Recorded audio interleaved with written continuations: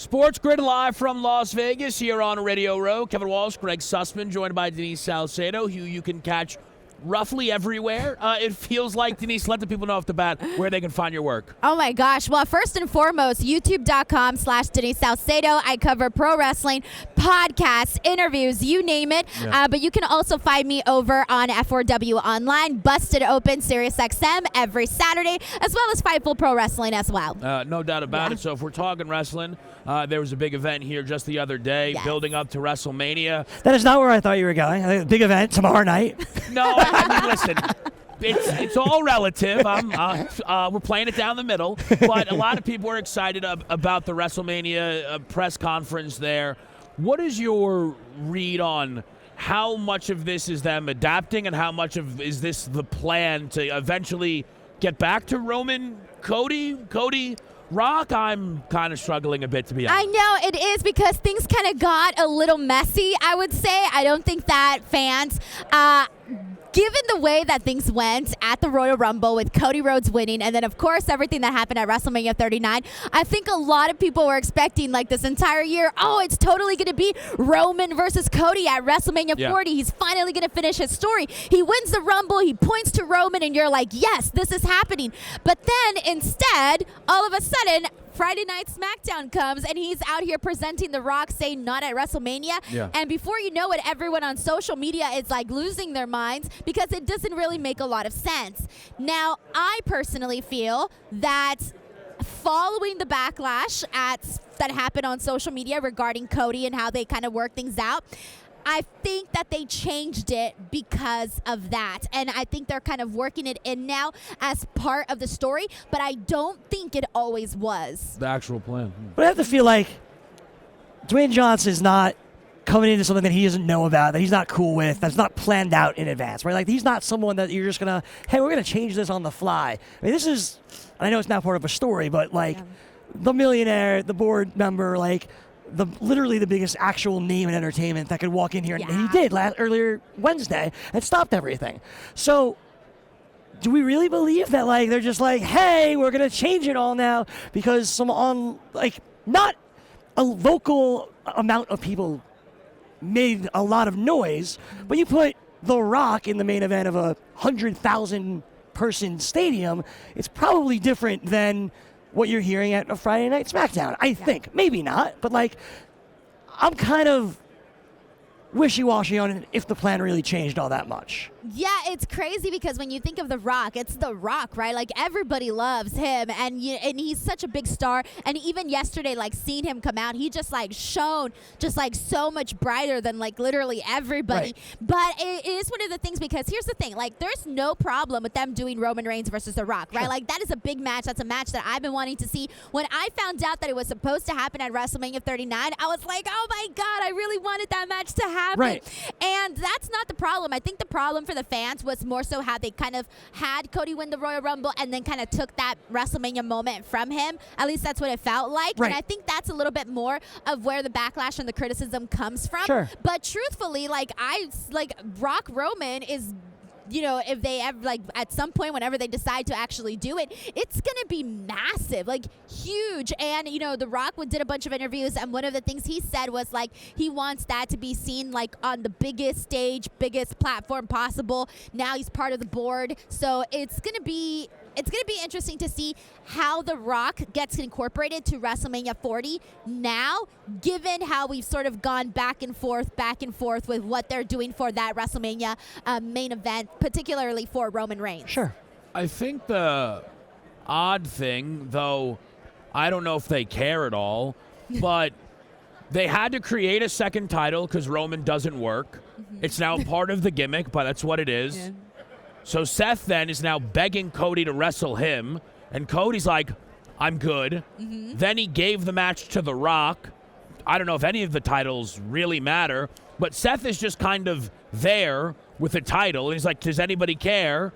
And I feel like it's just completely lost in the shuffle, no? It definitely is. I feel bad because I think Seth Rollins has done such a tremendous job when it comes to like the types of matches that he puts on. You know, you're always going to get he calls himself the workhorse champion. You know, there's a reason why he calls himself that, because he's going out there and he's wrestling constantly. But unfortunately, I think the last couple of weeks, and then also specifically yesterday at the press conference, they kind of made Seth Rollins and the World Heavyweight Championship seem like second tier, and that's very unfortunate. And now, like, we still don't know Seth Rollins' WrestleMania match. Whoever faces him at WrestleMania, it's unfortunately going to look a tier below Roman and Cody, because that's the way they made it seem.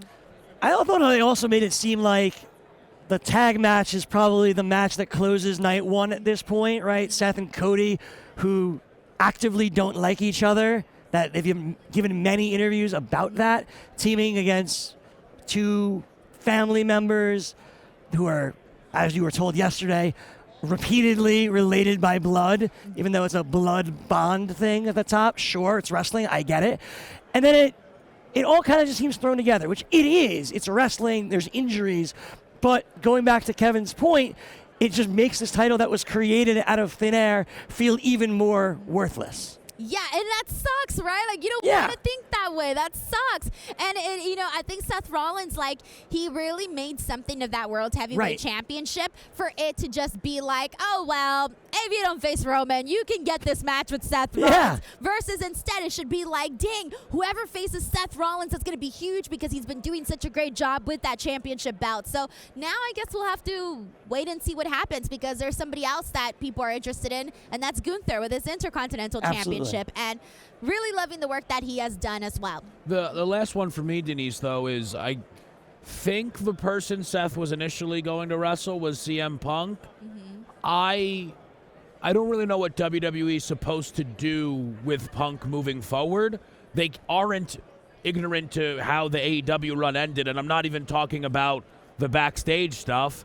I think he got injured in the Samoa Joe match again. He obviously got injured when he won the title back off of Moxley. He got injured when he won the title off of Hangman. He got injured in the Royal Rumble. So when he's healthy again, I don't know, can they really go and then throw him in a prominent position? Is he ever actually going to main event a WrestleMania to you? So CM Punk, regardless, is always going to be in a prominent position because he's CM Punk, right? Like, he's such a big draw. We all saw the social media numbers and the merch sales and just everything, right? However, everything that you just said right now is true, and you can't ignore is that, unfortunately, CM Punk has gotten injured a lot. And you're sitting here going, damn, we really want to see CM Punk versus Seth Rollins, or CM Punk versus Drew McIntyre at some point, but is it going to happen? I think that, unfortunately, because there have been so many consistent injuries, it is a legitimate concern. I can't say, obviously no one can say whether or not that's going to happen again. All we can do is hope that he doesn't get hurt again, and that we can finally see him finish his own story with his WrestleMania main event, as well as, to tell the stories that the fans are excited about, because when he returned to WWE, nobody was expecting it, and so when it actually happened, it really was a big deal. And now you want to obviously see those rewards come out of it, right? Now he's there. Okay, cool. Let's get these dream matches. And so now we kind of have to wait to get those dream matches. Last one for me, and this is just how my mind works. Kevin named every place that you can find you, and of course your YouTube channel being the primary position. But as someone that covers wrestling regularly, AEW, WWE, you name it, you're there.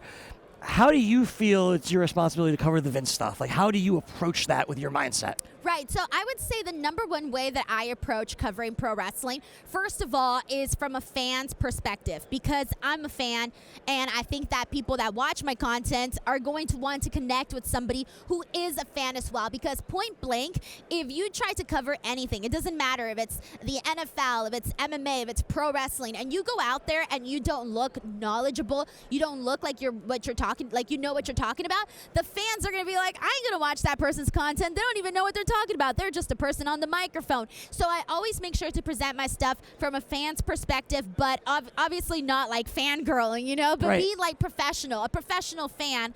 And I guess that's a word now, professional fan. Perfect. I don't know.